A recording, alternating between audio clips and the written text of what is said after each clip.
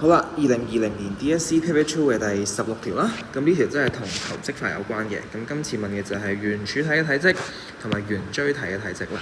咁喺講呢條式之前呢，我哋就要講一講佢哋啲公式啦。咁圓柱體嘅公式呢，就會係個底半徑 r 同埋個高就係派 r 二次再乘翻個高啦。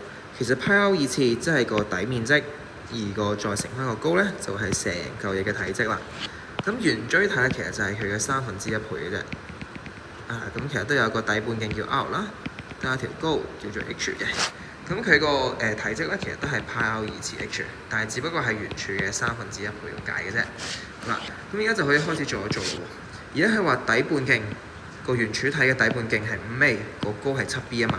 咁我哋就知道個 volume 咧就會等於派 r 二次 h。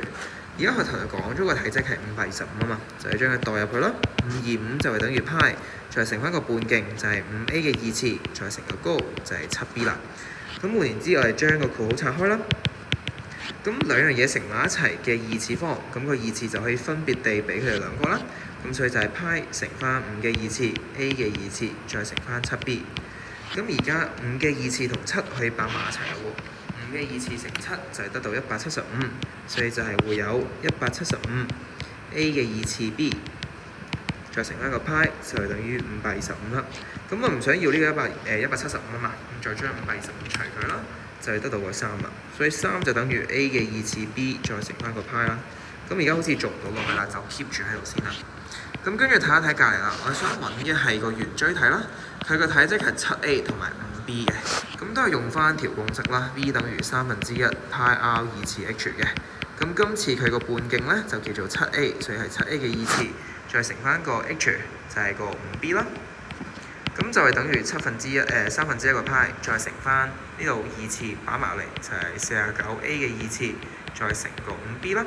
咁我哋可以將啲數字擺埋一齊咯喎，49乘5再除3，咁其實就會等於49乘5再除3啦，就會有245除3嘅，245除3再乘翻個派，跟住咧再乘以我哋嘅a 二次再乘 b 啦。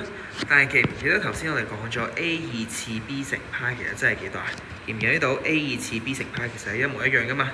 其實就係將佢轉做3咯喎。嗱，講一次，呢度 a 二次 b 將個派移嚟 a 二次 b 乘派 a 二次 b 乘派係一樣嘅，咁所以就係將佢轉做3啦。所以呢度成嚿嘢咧都可以轉做3嘅喎。咁所以就會等於245/3。再乘翻一個3咁嘅嘢，乘3再除3咪約咗咯，所以答案咪就係245，答案就係 B 啦。